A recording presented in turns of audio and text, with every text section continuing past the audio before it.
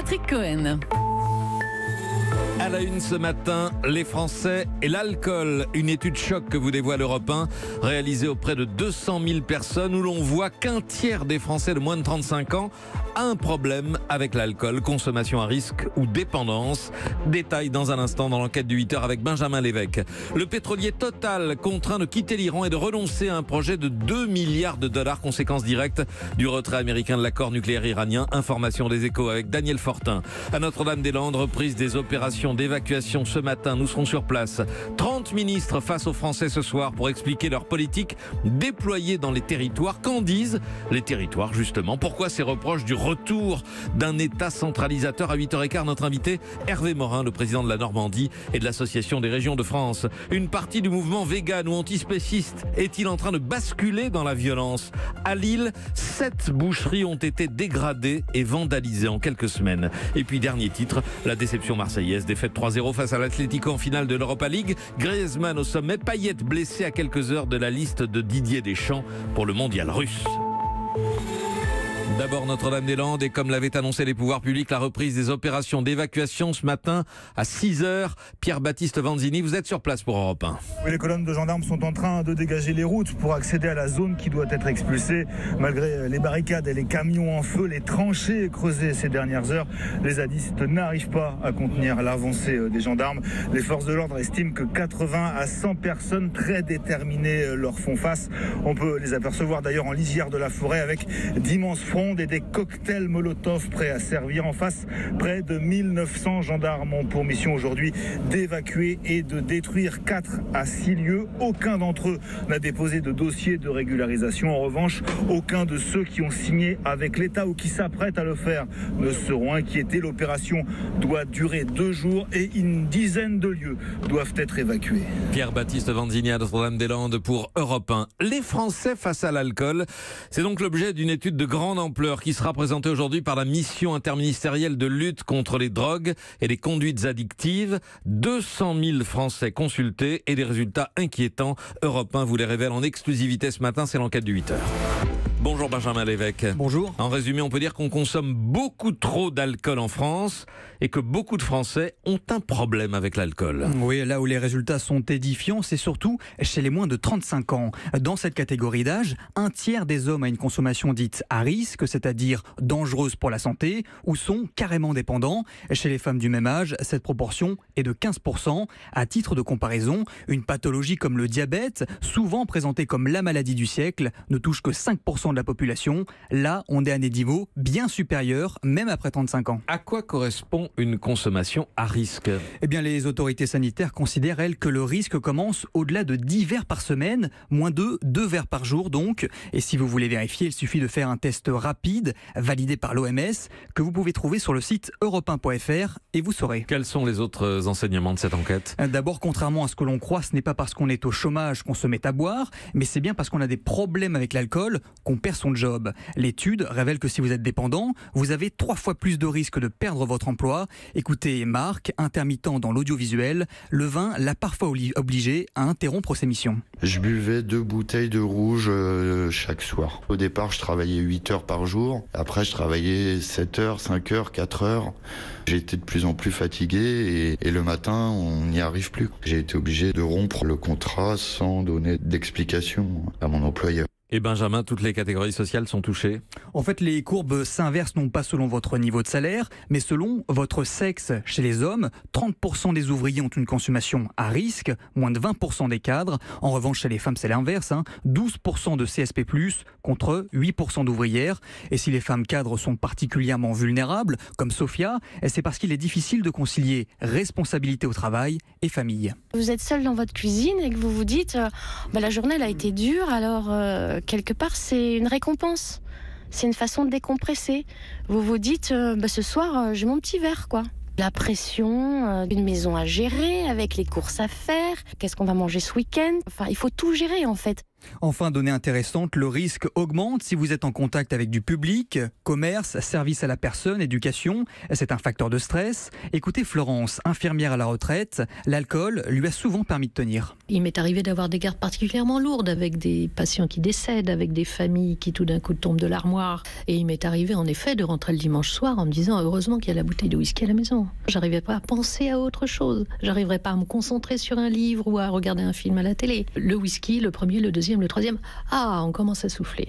Et grâce à cette étude, les chercheurs espèrent désormais que les campagnes de prévention vont mieux cibler les populations à risque, comme les femmes actives ou les soignants. L'enquête du 8h sur les Français et l'alcool de Benjamin Lévesque avec Ève Roger. Merci beaucoup. L'actualité ce matin, c'est aussi l'évasion d'un prisonnier de la maison d'arrêt de Brest.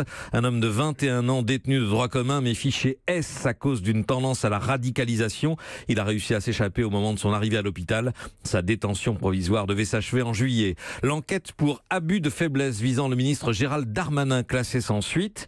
Et puis le début du Ramadan. Aujourd'hui, les musulmans pratiquants sont appelés à cesser de manger de l'aube au coucher du soleil. Europe 1, 8h06. La phrase du jour prononcée à Sofia lors du sommet de l'Union par le président du Conseil européen Donald Tusk.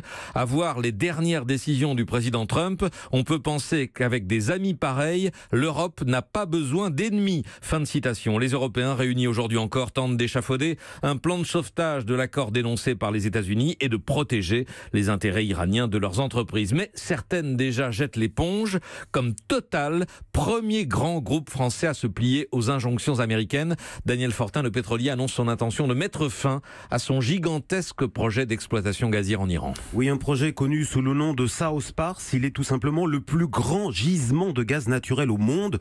Le groupe avait signé en 2017 un accord pour en exploiter la plus grosse partie avec un investissement initial de 40 millions de dollars sur un total prévu de 2 milliards. Il a annoncé hier qu'il y renonçait à moins d'une dérogation explicite de Washington. Les chances de l'obtenir sont faibles car l'administration américaine a été claire.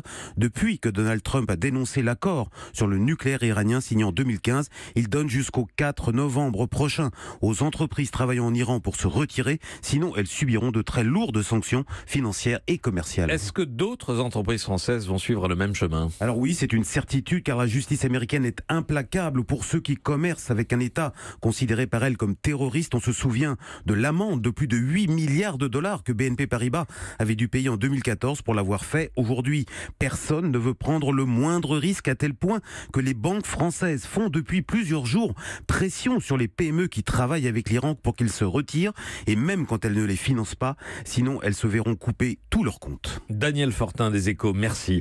Pour la lutte contre les violences sexuelles, le projet de loi du gouvernement a été adopté cette nuit par l'Assemblée en première lecture. Après 3 jours de débats passionnés, marcheurs et centristes ont voté pour, la gauche insoumise, socialiste et communiste ont voté contre et les républicains se sont abstenus. Et puis ce soir, donc, déploiement d'une trentaine de ministres dans tout le pays. Chacun animera une réunion publique dans un département pour défendre l'action du gouvernement, de tout le gouvernement, exercice inédit et qui peut se révéler compliqué, Maxence Lambrec. C'est un baptême du feu et personne n'est épargné. La ministre de l'Enseignement supérieur, Frédérique Vidal, a par exemple rendez-vous au cinéma de Panzoult en Indre-et-Loire. C'est toujours un défi parce que chaque fois qu'on fait quelque chose de nouveau, c'est un défi. Elle qui est habituée à répondre aux étudiants et aux présidents d'université a dû réviser tous les dossiers. Allez, petit test, la fiscalité. Sur la question de l'impôt à la source, les choses vont être mises en place dès la rentrée, dès le mois de janvier 2019. Il reste quelques hésitations, mais d'Alençon à Toulouse, de Strasbourg à Rungis, on devrait entendre à peu près la même chose, puisque le porte-parole du gouvernement a distribué les éléments de langage. Il y a eu un travail de partage de fiches thématiques sur les différentes politiques qui ont été conduites. Finalement, chaque ministre, on a travaillé nos cabinets pour qu'ils puissent, en une page, nous dire voilà les choses importantes qui ont été lancées, qui vont être lancées. Mais pour certains, ces fiches, ce n'était pas suffisant. J'en ai eu quelques-uns au téléphone pour dire voilà comment ça se passe, voilà moi les questions que les Français m'ont posées. Benjamin Griveaux a donc distribué ses astuces et en Conseil des ministres hier, Édouard Philippe a dressé un bilan de cette première année.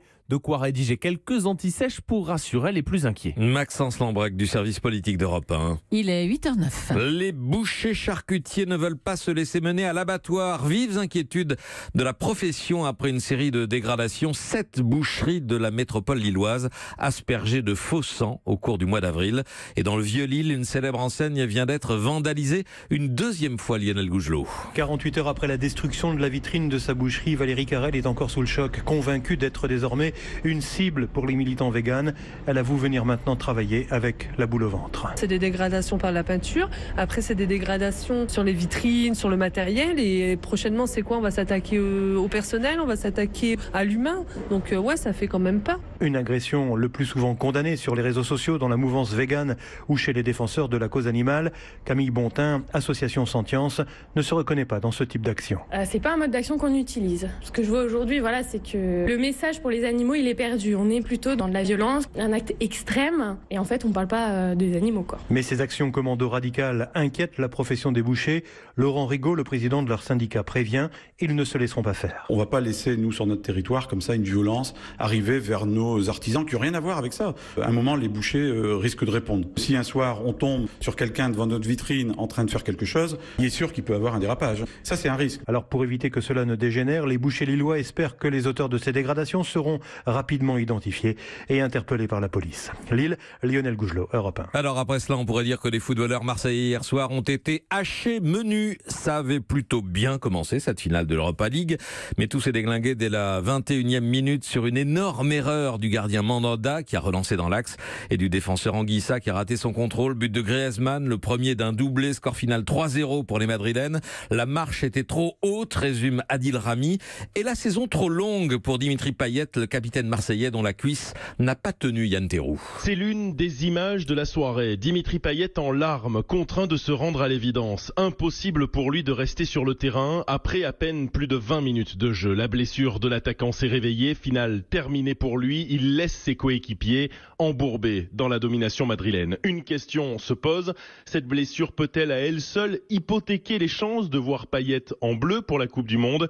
Hier soir, Andoni Zubizarreta, directeur sportif de l'OM, ne voulait pas y croire. Tout ça que Dim il a fait pendant les derniers 4 mois, je pense que ça doit être récompensé, mais je ne suis pas Didier Deschamps qui fait sa liste. Dans tous les pays, on a des discussions comme ça, mais moi, j'aimerais avoir le plus de joueurs de l'Olympique de Marseille dans la Coupe du Monde, parce que ça veut dire que l'équipe il est compétitif. Dimitri Payet sera fixé ce soir à 20h. Didier Deschamps avait volontairement repoussé l'annonce de sa liste pour se laisser le temps de la finale de l'OM afin de boucler ses choix. Pas sûr que le sélectionneur des Bleus ait été ébloui hier. Lyon, Yann Terrou, Europe 1. On saura ça très vite, Cyril de la Morinerie. Justement, Didier Deschamps va prendre des nouvelles de Dimitri Payet dans la journée avant sa décision définitive. Oui, et regardez Patrick, Dimitri Payet, une blessure avant la Coupe du Monde, c'est typiquement pour ces cas-là qu'il y a des réservistes. En 2016 par exemple, Samuel Umtiti avait remplacé Jérémy Mathieu blessé. En 2014 à la Coupe du Monde, Ribéry, Grenier avaient laissé leur place aux réservistes Schneiderlin et Cabella. Du coup, Didier Deschamps pourrait donc ce soir dévoiler une liste élargie et sans surprise, ce n'est pas dans ses habitudes de faire appel à des invités de dernière minute. Cela dit, en attaque, les choix seront plus difficiles à faire. S'il y a les incontournables Mbappé, Griezmann, Giroud, les prétendants sont très nombreux comme Lacazette, Ben Yedder, Coman, Martial. Il y aura donc forcément des déçus, prévient le sélectionneur. J'ai des choix à faire sur des joueurs qui ont beaucoup de qualité. Je pourrais pas tous les prendre parce que j'ai que 23 postes. Le staff en interne, on a des infos qu'on ne peut pas avoir à l'extérieur et qui amènent à certaines décisions. Voilà, c'est surtout sur le terrain que l'on fait la différence. Florian Thauvin compte sur sa belle saison avec l'OM pour s'inviter en Russie. Son coéquipier Adil Rami a ses chances après le forfait de Laurent Koscielny.